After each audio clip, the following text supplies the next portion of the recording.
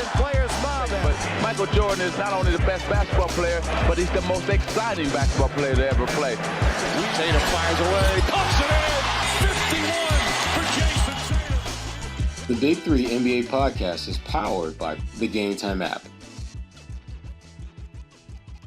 Hello, everyone. Welcome into the Big Three NBA podcast. Sherrod's already causing chaos. Sherrod Blakely, Gary Washburn. I'm Kwani Lunis. I need to shout out Gary right now because he is in France, as you all know, and it is 1 in the morning, 1:13 in the morning, and he still has stuff to do, but he is dedicated enough to be here. So let's just quickly get into it so he can finish everything else he has to do before he goes to bed. Team USA, they cruise over Brazil. Honestly, it wasn't balanced. It wasn't fair when you think about the way Team USA has played, generally speaking. It's not fair to other countries. But Devin Booker, 18 points in 15 minutes. Kevin Durant, 11 points. It actually breaks the all-time leading scorer record in Team USA history, surpassing men and women. So Lisa Leslie had the top spot. He bumped her out of it, but also made sure to thank her online for being a trailblazer in a sense. But let's talk about Jrue Holiday, 9 points, 3 assists in 17 minutes. He's returning after missing a win over Puerto Rico with that ankle injury. But what are your concerns? Obviously, we're a Celtics-centric podcast. We can get into the other two as well. But Jrue Holiday specifically, what are your concerns in the amount of basketball he's been playing the last 2 games, knowing that the Celtics ideally want to go for Banner 19 next season? Well, the thing about Jrue Holiday is he's shown to be such an important part of the Celtics, frankly, ability to win at the highest of levels. And, you know, when you see him go out with an ankle injury, you don't want to think it's that big a deal. But then you start looking at the birth certificate. You start thinking about the miles on those wheels that he has. And anytime he has to miss any action for any type of health ailment, I think it's reason to pause. And I don't think it's any kind of – certainly it's not a season ending or anything like that type of injury. But you have to wonder at what point do the bumps and bruises that he's used to playing through are going to keep him sidelined?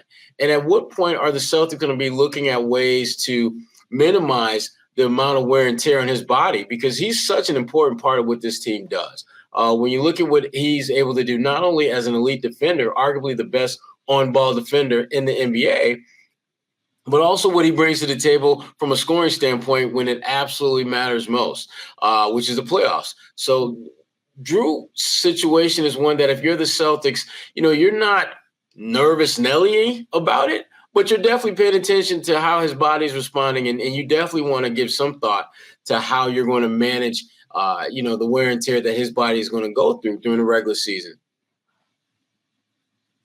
Yeah, I'm not as really concerned. I think he's been a very durable player. Do you want him playing? And I don't think anybody plays major minutes in the Olympics at this point. And we could talk about Jayson's situation, soon. But to me, I think he'll be fine. It's only 2 more games left. So I think he'll get plenty of rest. He'll get a whole month off, month plus before training camp starts, and I think he'll be fine. You can't take away the Team USA experience from anyone. A lot of guys want to play, so there's really nothing that teams can do to stop their players from playing for their country. So Jrue's a guy who likes being part of this team. The team really likes him. Steve Kerr loves him and Derek White. So, because either of them are in the game at all times, he loves that defense that both play that combination. So I don't think it's a reason for concern. I think it had been a gold medal game or medal game. I was told Jrue could have played that game against I think it was Puerto Rico, and they didn't need help against Puerto Rico anyway. So I think it's fine. The one thing about the Olympics, it's not like they're playing 15 or 20 games. They're playing 6 in this tournament, and then, the 5-game exhibition. So you're talking about 11 games. So I think after this coming weekend, he'll go home, rest up. He'll be fine for training camp in a couple of, in about 6 to 8, 7 weeks. So no concerns on my part. Okay. I'm glad Jason's getting some rest too. Yeah, let's get into it. Gary, you're on the ground. What have you been seeing from the Celtics in general? Well, I just think it's a situation where Jayson isn't playing well. He seems kind of cursed, to be honest. Like when he gets a layup, it rolls out. I think he had a dunk. He missed it. Not the one at the end of the half that was from LeBron. That was a really nice dunk. Yeah, but it just seems like when he's trying to do something like that resembles Jayson from, this season and throughout his career, it just ain't working. And maybe that's just lack of playing time. Maybe that's just mental at this point. He just seems a step slow. He's yet to hit a three-pointer in the Olympics. He's just not – he's trying to do the little things. And I know guys have to change in the Olympics, but it just seems like he's just not himself. And he's just kind of maybe understands that, hey, I'm just not a big part of this team like I was in 21 in Tokyo, where he was the second best player on Team USA during that time. He helped them get that gold medal with that, getting that win over France. But this time, there's just so many other guys. I just think the presence of LeBron makes a difference. Steph makes a difference. And then you got Joel Embiid. So 3 guys that are major players that were not on Team USA 3 years ago. And then you got, Jrue and Derek are playing well. Then you also have the presence of Devin Booker. And it's obvious Kerr has a liking for Booker and playing major minutes. So it just seems like this might not be the Olympics for Jayson. Now, does that mean he'll say, I ain't playing in LA? I doubt it. I think he'll continue to play. But I just think roles change. Sometimes guys have big impacts in the Olympics. Sometimes they don't. And maybe Jayson in these last 2 games will make a big play, make a big shot, or have a big game and kind of make hope that he can forget about the experience. I know he just isn't very happy right now. He's trying to deal with it, and he understands, but he just feels like probably, the chemistry of this team and how it's put together, it just might not be Jayson's time.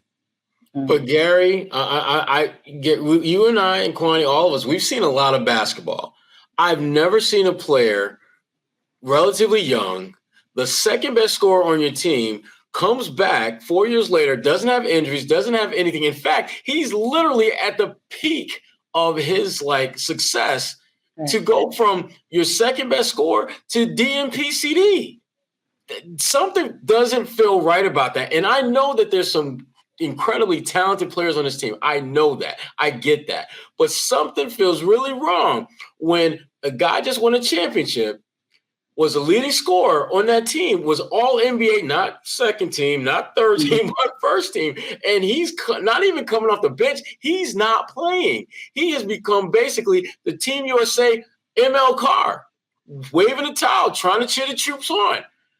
Gary, I'm telling you now. What's going on in Paris? Tatum is going to have an 82-game revenge tour. I'm going to put it, Gary, I'm going to put it out here right now.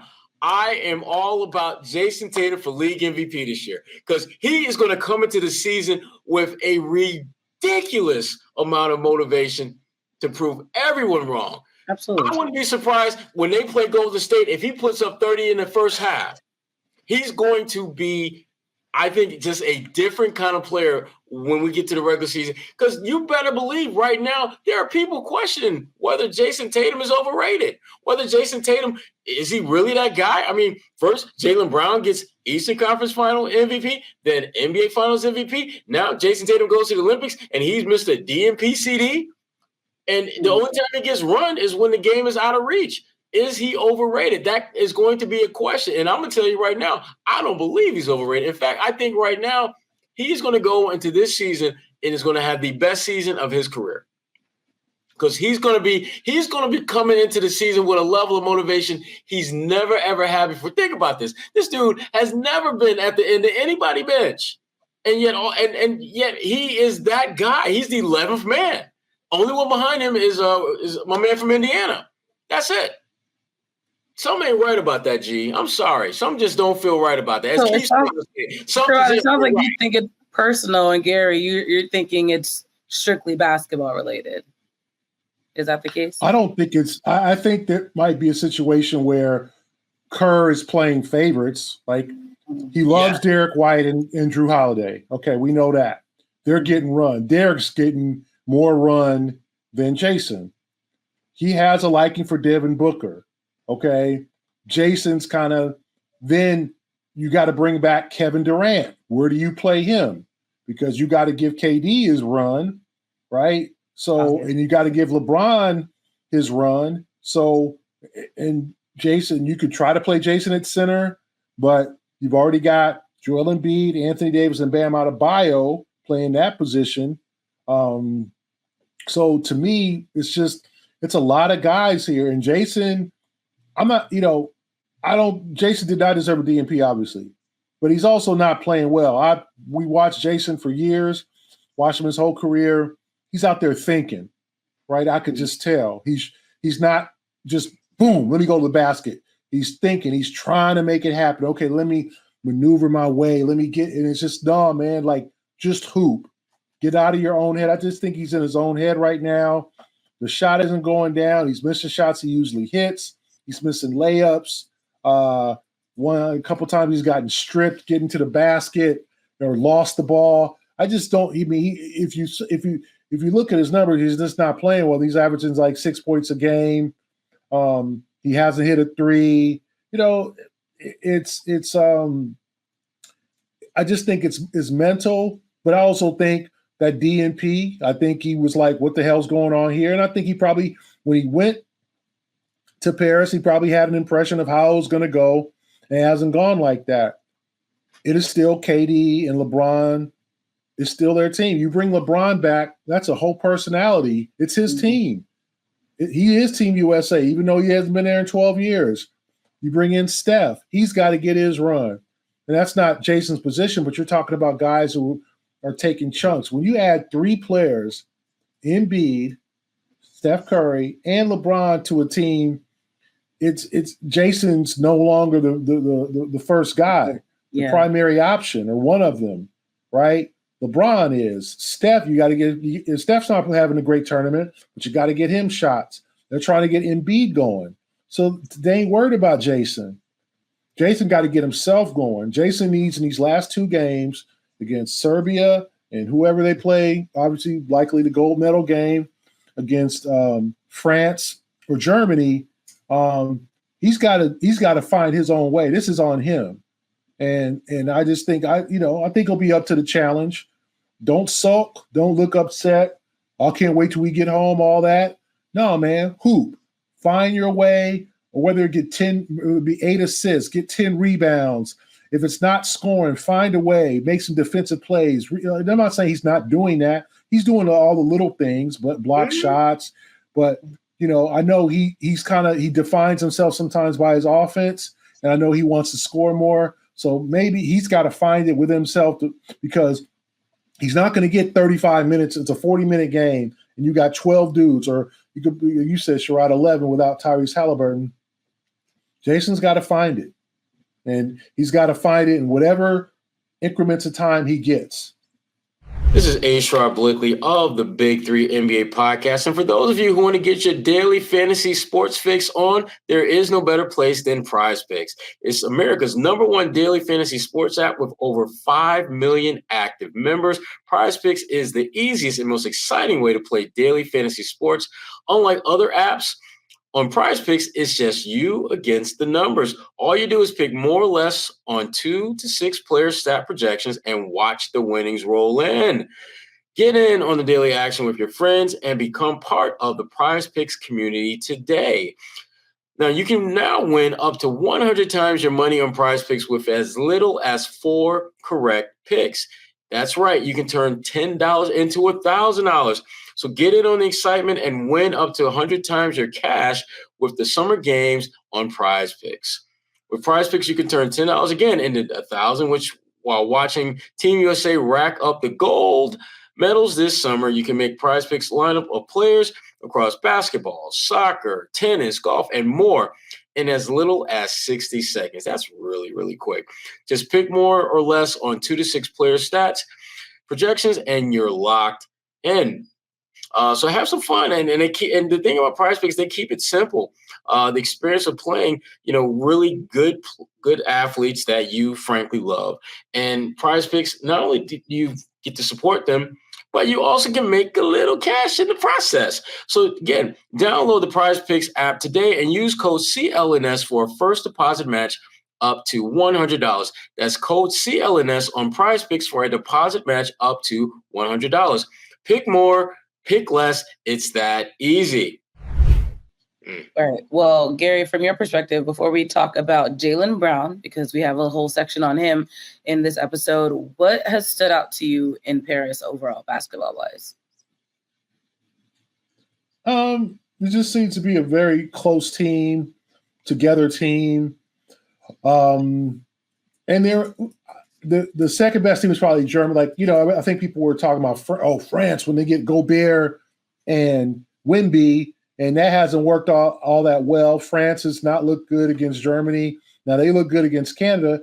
Everybody was talking about Canada because Canada has literally had 10 NBA players and another guy in their roster played in the NBA, Kim Burke. So they basically 11 NBA players and then a guy who played on the national team before, and they end up losing. They played just a bad game, and it was in Paris, so the refs were going. It was one of those international games you play, and it's a road game. Everybody was cheering for France, and France got a lot of calls. And our friend Gershon Yabusele leads France with 22 points. You can blame the refs, but you also look, and there was three guys. Yabusele, a guy named Cordinier, and another guy named Lesort, who were not NBA players who combined for 55 points. Like Wemby, Batum, Gobert were not good at all. I mean, Evan Fournier, our another friend of ours, had 15 points, but Canada choked it, kind of. I mean, they had their chances. And Jamal Murray didn't look good. So that's a really disappointing finish for Canada because they hadn't made the Olympics since 2000. They've had all this talent over the years, right? The Andrew Wiggins and all these guys have come up the post-Vince Carter age in Toronto, and they finally got all these guys, besides Wiggins, all these guys to agree to play together, and they don't make it out of the quarterfinals. So Germany is a team you're going to need to look out. Our friend Dennis Schroeder, another guy, Daniel Tice. Yeah, right. Why'd you say Schroeder first? Come on now. You know what it is. Who? Tice, baby. Tice, baby. Oh, but you said Schroeder first. Yeah. Like we were expecting Tice first and then Schroeder. Yeah, Tice. I mean, they're a quality team that's played together for a while. So they're going to give, if they meet USA, and they're going to give them some trouble. I mean, USA is good. The only issue is they, like the Celtics, they go through lapses. Against Brazil, they had a bad second quarter. Brazil got within about 7, and then they, blew them out again. You can't have those lapses. You got to lock down against either the three teams. Serbia, Jokic is going to be obviously 3-time MVP. That's going to be a good game. I think they'll play better. Remember, they also have Bojan Bogdanovic from the Atlanta Hawks, who's kind of their shooter. They have Licic, point guard at Oklahoma. I think he's in Charlotte now. So they got some NBA guys. The Team USA should beat Serbia pretty good. But I don't think this is an invincible team when they play right they are. But they can't go through lapses. And I forgot to kind of mention another player for Team USA is taking minutes is Anthony Edwards. So he's playing, he came in the second half. He came in the second half last night against Brazil. He didn't get a lot of major minutes in the first half, and he went up there and got his 16 points. Like, he's like, I'm getting my points. Like, if you're going to put me in during this time of the game against, Brazil or whoever, a team with no NBA players, or one, Santos, who plays two-way for the Warriors, I'm going to get my points. That's what the mentality Jayson needs to have. Like, not saying be selfish, but be assertive. Well, I think he needs to be a little bit more selfish. I mean, when he gets in a guy, and this is what happens when you get a DNP and you've never had one in your life. It gets in your head. When he's out there, he's thinking, I got to do the hustle plays, the effort plays, and you need to do that. But in Jayson's mind, I think now that's like all he's trying to do. And when he has opportunities to score, he's thinking way too hard about, I need to make this shot. I need to make this dunk. I need. When in fact, he's so used to just relying on just muscle memory and just making the play without giving it any thought. And I blame Steve Kerr for that. I mean, I still, Gary, there's nothing in the world that you or Steve Kerr or anyone can say that can rationalize how you can let the number 2 scorer on the previous Olympic team, the number 1 scorer on the team that just won a championship, to not play a single minute in a game that you blew the team out by 26 points. Should that be considered tampering in like the opposite way with the NBA? Because like, is he trying to mess with his mentals for the regular season? I don't know what the hell Steve Kerr was thinking. I just know that there is no way in the world you can subconsciously make that mistake. I mean, I will never, ever, ever understand how that can happen. I mean, you telling me you up by like 20-ish points, you at least give him the courtesy and say, hey, look, do you want to go in now? Because we're 5 minutes left, because if you want to go in now, I'll put you in there. But if not, I totally understand. At least make it seem like you're trying to play the brother. I mean, it is one of the most disrespectful things I've ever seen happen to an elite player in their prime. That's embarrassing, man. I mean, Tatum got people in the stands. He got people all the globe thinking that he's hurt. Because I know, Gary, because you asked him, Gary, I think, how was he okay? And he was like, I'm good. And then when I saw that, I was just like, well, if he's good, then what the hell you ain't play for? Mm-hmm. Yeah. There is nothing. And like I said, Tatum is going to look between. I don't know who's going to be looking to light Golden State up more, Jaylen Brown or Jayson Tatum. They may both go for 30 in the first half when they play Golden State. They may go for 30. Because with Jaylen Brown, that's a completely different story.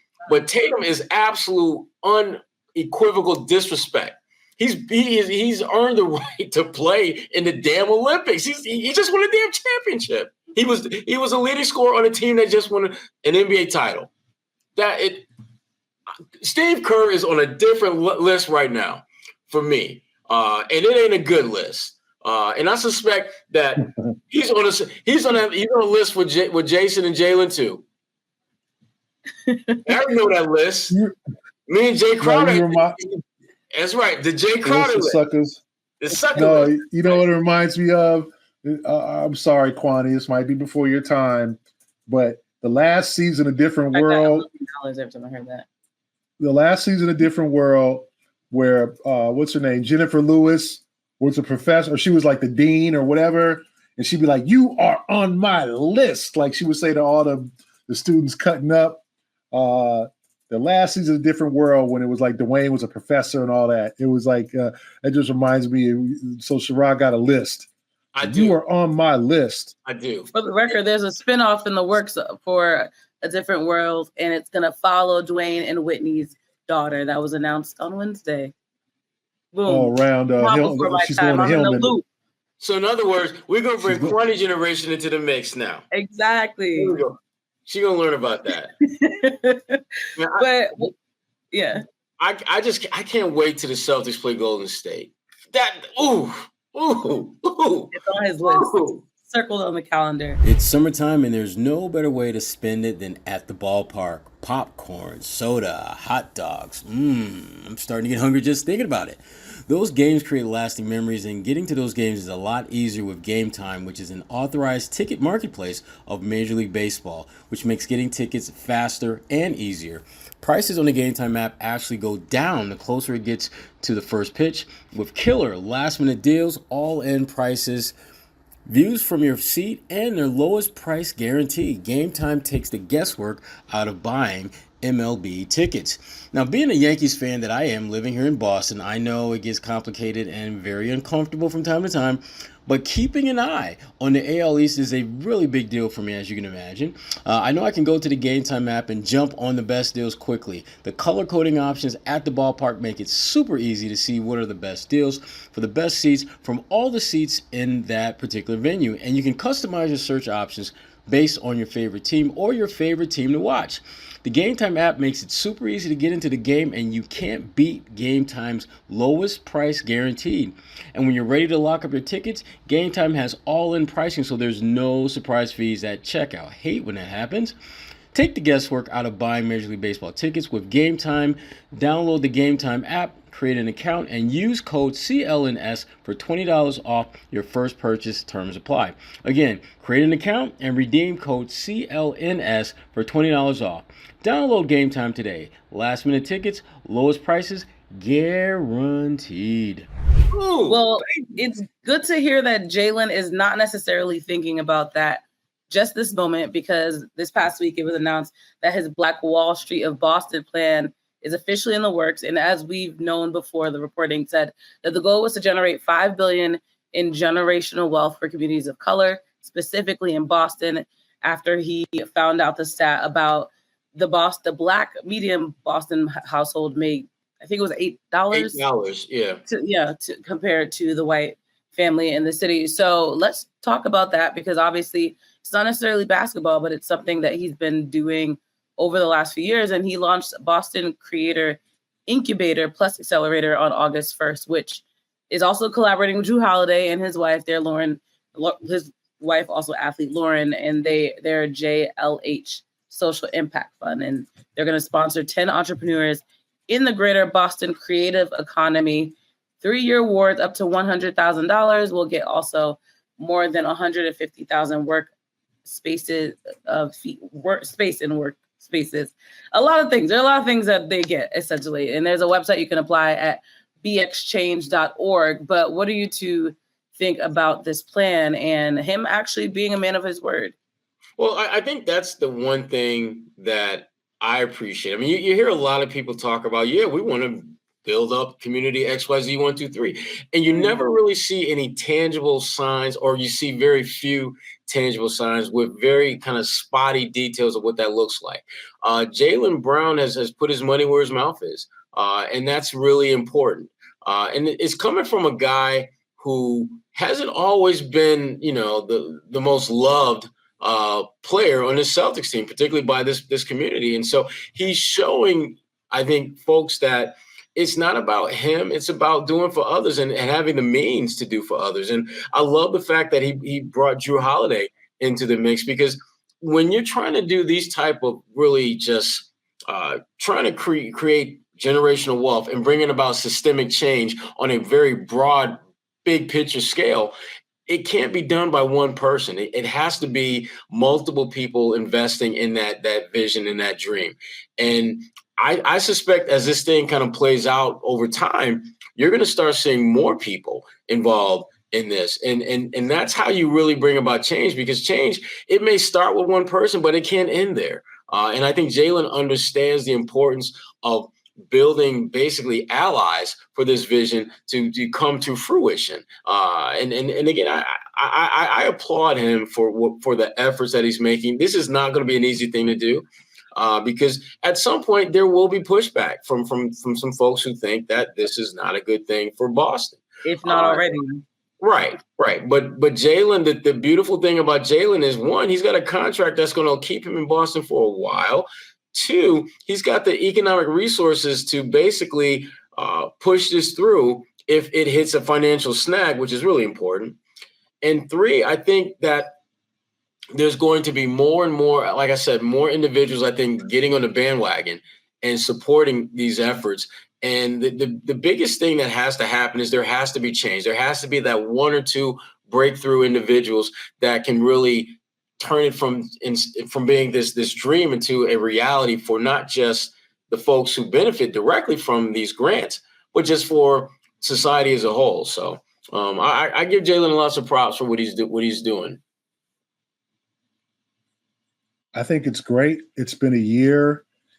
since he signed the contract and made that announcement that he was going to work to kind of close the wealth gap, disparity between Black communities and the white community or other underrepresented communities in Boston. And he's putting his money where his mouth is, like Sherrod said, and it's he's got a plan. And instead of coming up with a bunch of ideas and no plan, he took a year and figured out, okay, what's the next thing I can take the step forward? And now this is it. And you've got to applaud him for putting his not only money where his mouth is, but putting a foot in this community, in the Boston community, and saying, listen, I'm going to leave an impact on the floor and off the floor. I'm not going to be one of those players who plays 15 years in the city and offers absolutely nothing off the floor, no community programs. You know, I always am reminded in this situation of like the great Reggie Lewis, the late Reggie Lewis, who put his imprint on the community in the short time when he was at Northeastern, then he was with the Boston Celtics until obviously tragically passed away. But I just think of that, like, you know, obviously we had the Reggie Lewis Center downtown in Roxbury, and he made such an impact. Thanksgiving, turkey giveaways, that type of thing.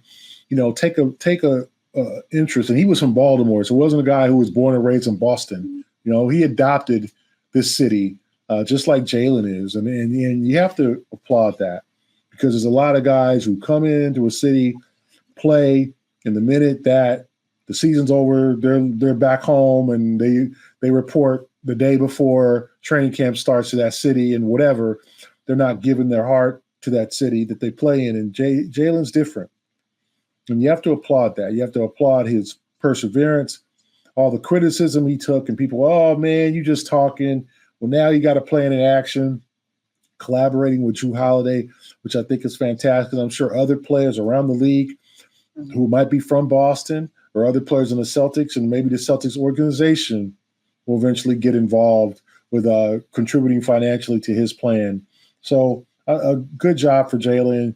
You got to love it. And I know, you know, he was not happy about not making Team USA, even in getting an invite and getting a text message from Grant Hill. He's kind of been going back and forth with Grant Hill with the conspiracy thing. And he says, basically, I know where the bodies are buried. I've been in the Players Association for 5-6 years now. I know how this thing goes. So, you know, I don't think it reflects well on Grant Hill to keep acting like it wasn't something personal. As to why he didn't make Team USA, I think Grant needs to just kind of quit saying that, because obviously it wasn't. Because we're not dumb. Yeah, it wasn't basket. It was more than basketball. You got an NBA Finals MVP, Eastern Conference Finals MVP, one of the top players in the league, and he can't even get a sniff. So, but I think for Jaylen to shake that off, I know he went to Spain last week and did the Player Association camp where he works out. He kind of keep it moving and keep his plan going. And he, you know, I'm sure he'll like Jayson. He'll pay some debts back to the people he feels like he needs to when he gets on the floor this coming season. But for him to lock in on that plan, that financial plan, and come up with a cohesive plan, and it took a year. That's how long these things take. It's not 2 or 3 months. I think that's a good, admirable thing from Jaylen Brown. Me, Jaylen, and Jayson need to compare notes and see who on our list. We need to compare notes and see who on our list. Sherrod has a list now. I am legitimately salty. I know. I'm so salty about that because it's just not right. It's not right. Like Double Z says, Sherrod, the world ain't right. Exactly. Dale Davis. The world ain't right. Davis used to tell me all the time, Sherrod, Dale Davis. World ain't right. World ain't right. Look, always remember that. I have a shameless plug, but also a flex. I interviewed Matt Damon and Casey Affleck. Not Gary already rubbing his eyeballs. And Hong Chow. Guess what, Kwani? Did you know that? I did too. You did what? You did what? For the movie that they did. You interviewed them? Yeah. So where is it? For MD.com. I interviewed them for the movie that they did. You know what? Gary, did you interview them? No, I didn't. I got left out off the memo. Dang, that was leaving Gary off the. Now Gary has a list. Exactly. Now we're on Gary list. All right. Well, that being said, because I have to go read it, so I feel like I failed you. But did you talk to them about the Celtics at all? And I'm not saying that to be funny. Not much. Okay. Not much. Okay. Because we had to talk about the movie. Yeah, that's fair. I snuck in a question by mentioning that they had Fenway Park in the movie, but the question was about the Celtics and watching them win Banner 18. If you don't know, Casey and Ben are from Massachusetts, hardcore Boston fans. But one thing that we were talking about was the fact that Boston, they were saying how the Boston team is so lovable. And I was like, honestly, on social media, they get a lot of hate. But Matt Damon disagreed. He was like, yeah, but this team is really likable. But to your point, Sherrod, clearly there's still some kind of animosity towards Celtics. But it's weird because obviously, like you said, they like Jrue and Derek. So maybe it's specifically that duo that people have hate against. Yeah, but that's all right. It's not great. They'll have their list. I'll have mine. And we'll make like a Venn diagram of our list and just see who's in the middle. And when the revenge is gotten. But that was also a plug to make sure you read Sherrod's article, watch mine. And of course, follow everything Gary's been doing in Paris, all the reporting he's been doing. And Gary, we need you to get to the bottom of what's going on with Tatum because we're depending on you. We already know what it is. I know, but we want evidence. Tatum's going to take care of the regular season. Don't worry. Thank you. All right. Well, that's all for this week's episode of the Big 3 NBA podcast. Gary has a lot to do. Again, he's in Paris in the early mornings. You might have to go get a cigarette outside. That's what they do, right? You go smoke a cigarette and go right or something. Everybody smokes out here. That's right. Everybody smokes in Paris. My goodness. Please don't come back with a smoking cigarette habit. You can't go anywhere without in restaurants without the people next to you smoking. With a rag and a cigarette in his mouth. Right. Yeah, I ain't gonna smoking. Not cute, but yeah, everybody smokes out here. Smoking is bad, kids. If you're watching this, do not smoke. PSA. Not a good look. Not a good look. Or smell. Exactly. No smell. You're right. Well, until next week, you'll be on that list. Don't be on that list. That's this week's takeaway. The Big 3 NBA podcast. Sherrod Blakely, Gary Washburn. I'm Kwani Lunis. Thank you for watching or listening.